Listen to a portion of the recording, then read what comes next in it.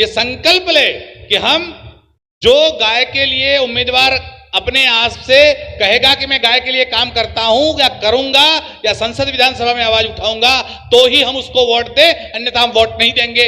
ऐसा संकल्प सबको करना पड़ेगा। आदरणीय टी राजा सिंह जी अपनी बात यहां प्रस्तुत करेंगे।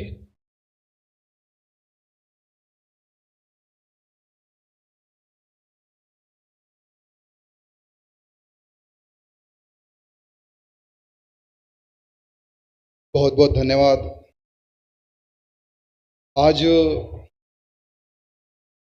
श्री सद्गुरु शंकराचार्य स्वामी श्री अभिवक्ता रामानंद जी द्वारा आज हमें एक बहुत बड़ा आशीर्वाद मिल रहा है।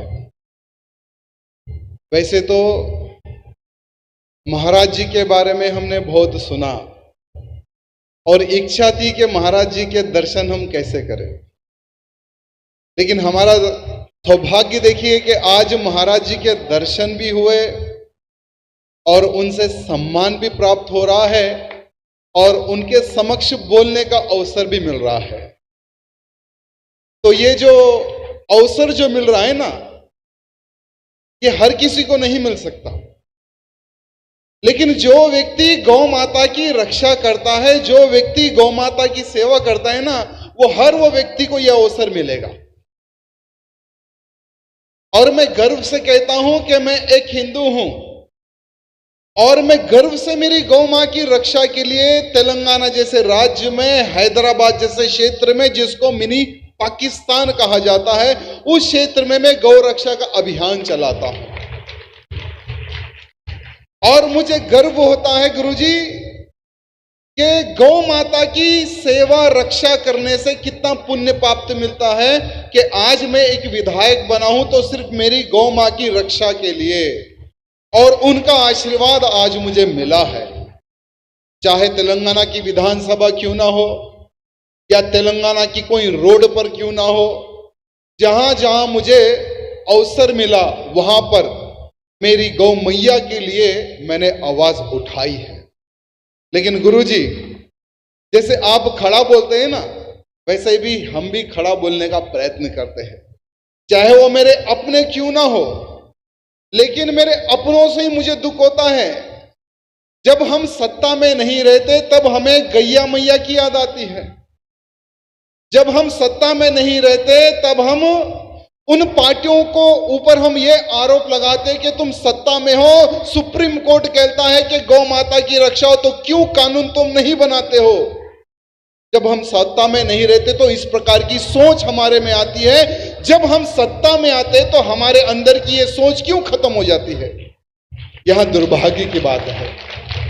आज गौ माता में 33 करोड़ देवी देवताओं का वास होता है। गौ माता यानी हर इंसान की तो 4 माएं होती है। एक मां होती है जिसने हमें जन्म देता है, दूसरी मां जिसका हम दूध पीकर बड़ा होते वो है हमारी गैया मैया, और जिसका हम पानी पीते वो है हमारी गंगा मैया, और जिस पर हम चलते हैं वो हमारी हो गई धरती मैया। लेकिन जब वो हमारी जो दूसरी मां है, और भारत का यानी भारत सबसे बड़ा हब बन चुका है जहां पर गौ माताओं को काटकर मांस को एक्सपोर्ट किया जाता है, सबसे बड़ा हब हमारा भारत देश बन गया है। लेकिन दुर्भाग्य है गुरुजी, कईयों हिंदू है जो गौ मां की रक्षा के लिए अभियान चल रहे, ऐसे हिंदुओं को जेल में डाला जा रहा है। हमारे ही लोग 180 केसेस हमारे पर बुक किए गए हैं। गौ मां की रक्षा का जब अभियान चलाते हैं, आज भी एक टांग विधानसभा में तो दूसरी टांग कोर्ट में रहती है हमारी। यह दुर्भाग्य है हमारा। लेकिन उन तमाम जो हमारे अपने हैं, जो बड़े बड़े पद पर पहुंच चुके हैं, उनकी आंख ऐसी ऊपर हो गई है, नीचे क्या हो रहा है उनको पता नहीं। लेकिन एक बात ध्यान रखना, उन तमाम राजनेताओं को मैं कहना चाहूंगा, जो गैया मैया के बारे में विचार नहीं करता है वो सर्वनाश हो जाता है, चाहे वो कितने भी बड़े पद पे क्यों ना हो। चाहे वो कितने भी बड़े पद पे क्यों ना हो, आपको आपकी वो बात आपको आज याद करने की आवश्यकता है कि उन हिंदुओं ने तुम्हें क्यों वोट दिया है। क्योंकि तुम्हारा वादा था कि गैया मैया की रक्षा हम करेंगे, तुम हमें वोट दो। वोट तो मिल गया, फिर क्या हुआ? भूल गए हमारी गैया मैया को। आज गुरुजी कहते हैं कि गौ माता को राष्ट्र माता बनाने का हमारा संकल्प है, तो उस संकल्प को क्यों पूर्ण नहीं कर रहे हो? क्यों? किसका डर है भाई?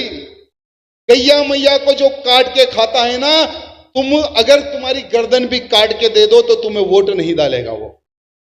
लिख के लकड़ो मेरी बात। जो गैया मैया को मारता है, जो मांस खाता है ना, तुम्हें आशीर्वाद नहीं देता, ये बात ध्यान रख लो।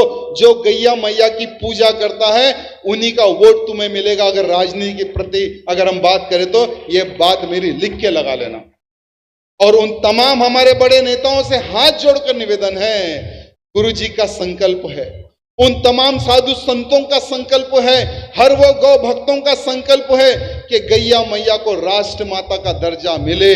तो उन तमाम हिंदुओं के तरफ से मैं भी आपसे निवेदन करना चाहता हूं, प्रधानमंत्री मोदी जी से निवेदन करना चाहता हूं कि आप जब मुख्यमंत्री थे तो आपकी बात को आप याद कर ले।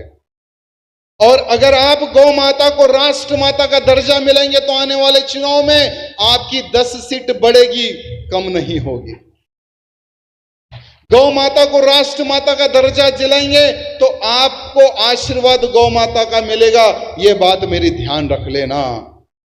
साथ ही साथ आज जैसे गुरुजी की मैंने एक बात सुनी थी कि दुर्भाग्य है कि गौ माता को काटने वालों से चंदे से सरकार हमारी चल रही है। ये बहुत ही दुर्भाग्य की बात है। चाहे जिस राज्य में क्यों ना हो, गौ माता का खून अगर उस राज्य में गिरता है ना तो सबसे बड़ा पाप राजा को लगता है, यानी मुख्यमंत्री को। अगर पूरे देश में हमारी गौ माताओं का खून बह रहा है तो सबसे बड़ा पाप किसको लग रहा है? हमारे प्रधानमंत्री जी को। तो प्रधानमंत्री जी, निवेदन है, पाप के भागीदारी ना बने। आज हमारे गुरुजी का संकल्प है गौ माता को राष्ट्र माता का दर्जा दिलाना। उस विषय पर आप विचार करें। और गुरुजी के चरणों को मैं फिर एक बार प्रणाम करता हूं।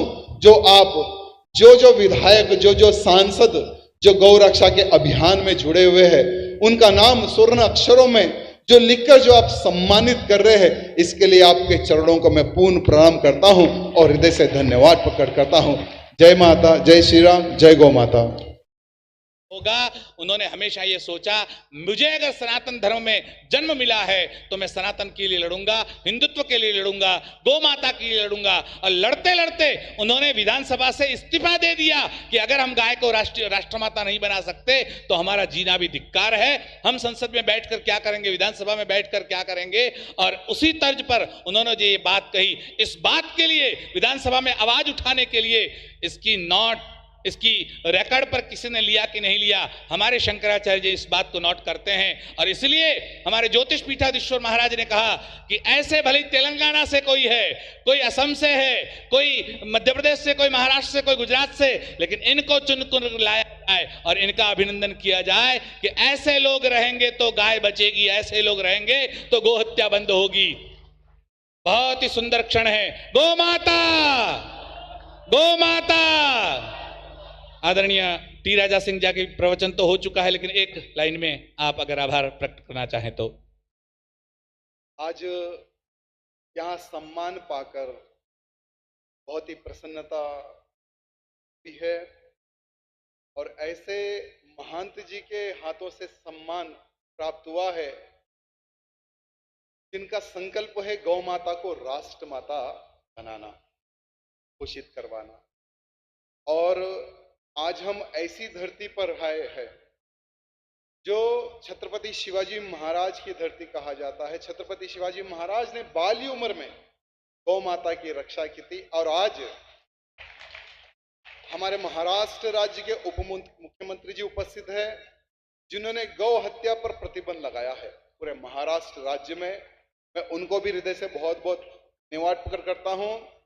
और भारत के सभी मुख्यमंत्रियों को यह निवेदन करना चाहूंगा कि गौ माता को राष्ट्र माता का दर्जा, गौ हत्या पर प्रतिबंध कैसे लगाई जाती है, यहाँ हमारे एकनाथ शिंदे जी से प्रेरणा ले भारत के सभी मुख्यमंत्री। बहुत बहुत धन्यवाद।